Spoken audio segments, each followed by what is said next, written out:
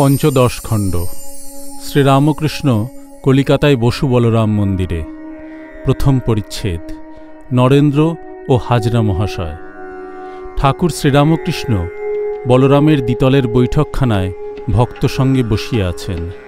সহাস্যবদন ভক্তদের সঙ্গে কথা কহিতেছেন। নরেন্দ্র, মাস্টার, ভবনাথ, পূর্ণ, পল্টু, ছোট নরেন, গিরিশ, রামবাবু, দ্বিজ, বিনোদ ইত্যাদি অনেক ভক্ত চতুর্দিকে বসিয়া আছেন। আজ শনিবার, বেলা ৩টা, বৈশাখ কৃষ্ণা দশমী, ৯ মে ১৮৮৫। বলরাম বাড়িতে নাই। শরীর অসুস্থ থাকাতে মুঙ্গেরে জলবায়ু পরিবর্তন করিতে গিয়াছেন। জ্যেষ্ঠাকন্যা ঠাকুর ও ভক্তদের নিমন্ত্রণ করিয়া আনিয়া মহোৎসব করিয়াছেন। ঠাকুর খাওয়া দাওয়ার পর একটু বিশ্রাম করিতেছেন। ঠাকুর মাস্টারকে বারবার জিজ্ঞাসা করিতেছেন, তুমি বলো, আমি কি উদার? ভবনাথ সহাস্যে বলিতেছেন, উনি আর কি বলবেন, চুপ করে থাকবেন। একজন হিন্দুস্থানি ভিখারি গান গাইতে আসিয়াছেন। ভক্তেরা দুই একটি গান শুনিলেন। গান নরেন্দ্রের ভালো লাগিয়াছে। তিনি গায়ককে বলিলেন, আবার গাও। শ্রীরামকৃষ্ণ, থাক থাক, আর কাজ নাই, পয়সা কোথায়? নরেন্দ্রের প্রতি বলিলেন, তুই তো বললি। ভক্ত সহাস্যে বলিলেন, মহাশয়, আপনাকে আমির ঠাউরেছে, আপনি তাকিয়া ঠেসান দিয়া বসিয়া আছেন। সকলের হাস্য। শ্রীরামকৃষ্ণ হাসিয়া বলিলেন, ব্যারাম হয়েছে ভাবতে পারে। হাজরার অহংকারের কথা পড়িল। কোনো কারণে দক্ষিণেশ্বরের কালীবাটি ত্যাগ করিয়া হাজরার চলিয়া আসিতে হইয়াছিল। নরেন্দ্র বলিলেন, হাজরা এখন মানছে তার অহংকার হয়েছিল। শ্রীরামকৃষ্ণ, ও কথা বিশ্বাস করো না, দক্ষিণেশ্বরে আবার আসবার জন্য ওরূপ কথা বলছে। ভক্তদিগকে বলিলেন, নরেন্দ্র কেবল বলে হাজরা খুব লোক। নরেন্দ্র, এখনো বলি। শ্রীরামকৃষ্ণ, কেন, এত সব শুনলি? নরেন্দ্র, দোষ একটু, কিন্তু গুণ অনেকটা। শ্রীরামকৃষ্ণ, নিষ্ঠা আছে বটে। সে আমায় বলে, এখন তোমার আমাকে ভালো লাগছে না, কিন্তু পরে আমাকে তোমায় খুঁজতে হবে। শ্রীরামপুর থেকে একটি গোঁসাই এসছিল, অদ্বৈত বংশ। ইচ্ছা ওখানে এক রাত্রি দুরাত্রি থাকে। আমি যত্ন করে তাকে থাকতে বললুম। হাজরা বলে কি, খাজাঞ্চির কাছে ওকে পাঠাও।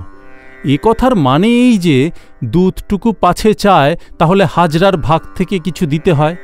আমি বললুম, তবে রে শালা, গোসাই বলে আমি ওর কাছে সাষ্টাঙ্গ হই, আর তুই সংসারে থেকে কামিনী কাঞ্চন লয়ে নানা কাণ্ড করে এখন একটু জপ করে এত অহংকার হয়েছে, লজ্জা করে না?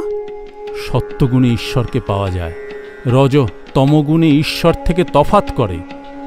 সত্যগুণকে সাদা রঙের সঙ্গে উপমা দিয়েছে, রজগুণকে লাল রঙের সঙ্গে, আর তমগুণকে কালো রঙের সঙ্গে। আমি একদিন হাজরাকে জিজ্ঞাসা করলাম, তুমি বলো, কার কত সত্যগুণ হয়েছে? সে বললে, নরেন্দ্রর 16 আনা, আর আমার 1 টাকা 2 আনা। জিজ্ঞাসা করলাম, আমার কত হয়েছে? তা বললে, তোমার এখনো লালচে মারছে, তোমার 12 আনা। সকলের হাস্য। দক্ষিণেশ্বরে বসে হাজরা জপ করত, আবার ওরই ভিতর থেকে দালালির চেষ্টা করত। বাড়িতে কয় হাজার টাকা দেনা আছে, সেই দেনা শুধতে হবে। রাঁধুনি বামুনদের কথায় বলেছিল, ও সব লোকের সঙ্গে আমরা কি কথা কই? কি জানো, একটু কামনা থাকলে ভগবানকে পাওয়া যায় না। ধর্মের সূক্ষ্ম গতি। ছুঁচে সুতা পরাচ্ছ, কিন্তু সুতার ভিতর একটু আঁশ থাকলে ছুঁচের ভিতর প্রবেশ করবে না। 30 বছর মালা জপে তবু কেন কিছু হয় না? ডাকুর ঘা হলে ঘুঁটের ভাবড়া দিতে হয়, না হলে শুধু ঔষধে আরাম হয় না। কামনা থাকতে যত সাধনা করো না কেন, সিদ্ধি লাভ হয় না। তবে একটি কথা আছে, ঈশ্বরের কৃপা হলে, ঈশ্বরের দয়া হলে একক্ষণে সিদ্ধি লাভ করতে পারে। যেমন 1000 বছরের অন্ধকার ঘর, হঠাৎ কেউ যদি প্রদীপ আনে, তাহলে একক্ষণে আলো হয়ে যায়।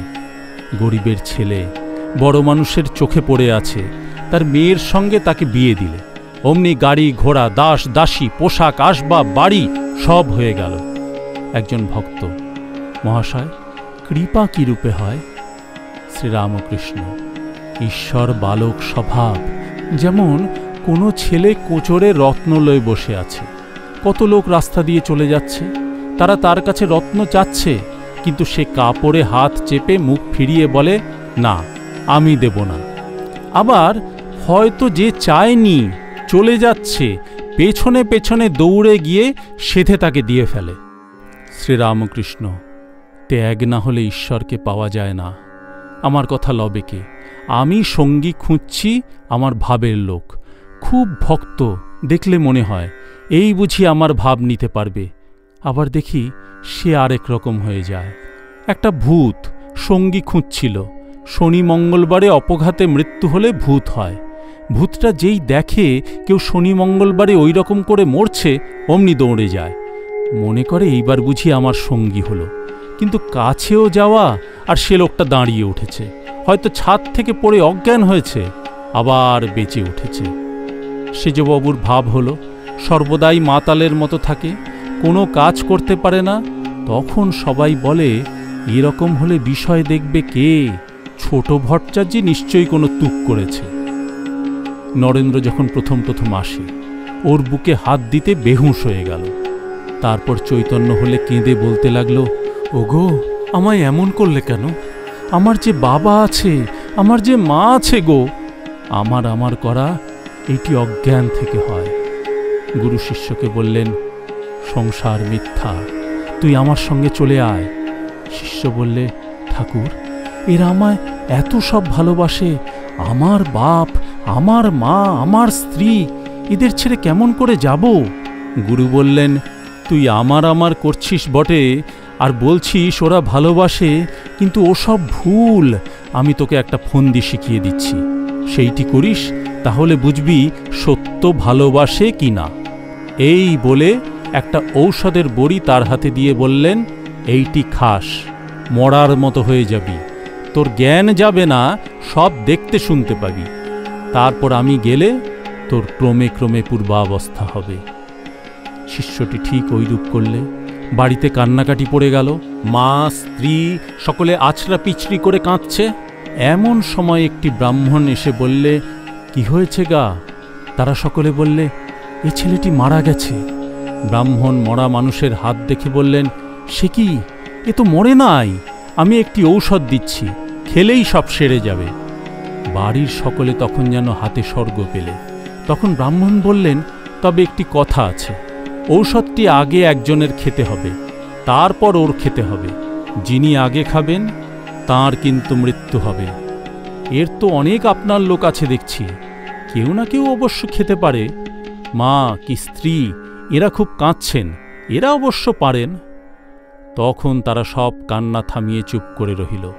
মা বললেন, তাই তো, এই বৃহৎ সংসার, আমি গেলে কে এই সব দেখবে শুনবে, এই বলে ভাবতে লাগলেন। স্ত্রী এইমাত্র এই বলে কাঁদছিল, দিদি গো, আমার কি হলো গো? সে বললে, তাই তো, ওর যা হওয়ার হয়ে গেছে, আমার 2-3টি নাবালক ছেলে মেয়ে, আমি যদি যাই এদেরকে দেখবে। শিষ্য সব দেখছিল, শুনছিল।